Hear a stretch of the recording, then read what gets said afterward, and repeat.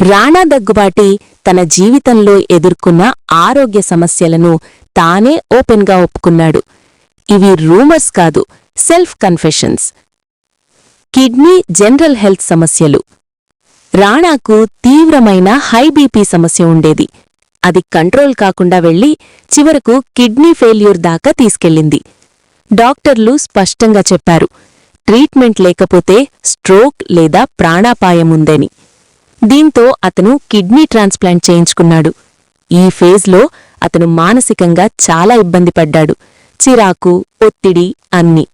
Recovery నెమ్మదిగా జరిగింది. కంటి సమస్య. ఒక కంటితోనే జీవితం. ఇది చాలామందికి షాక్.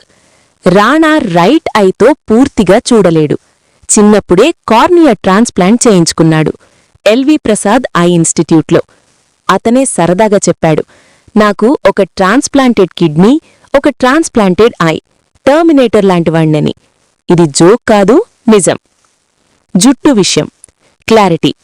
జుట్టు మీద ఊహాగానాలకు చోటులేదు. దుల్కర్ సల్మాన్తో ఇంటర్వ్యూలో రాణానే అన్నాడు, ఇది ఫిక్స్డ్ హెడ్ ఆఫ్ హెయిర్, అంటే అది పూర్తిగా న్యాచురల్ కాదు. హెయిర్ ట్రాన్స్ప్లాంట్ లేదా హై క్వాలిటీ విగ్ అనేది అతను డీటెయిల్స్ చెప్పలేదు, కానీ దాచలేదు కూడా.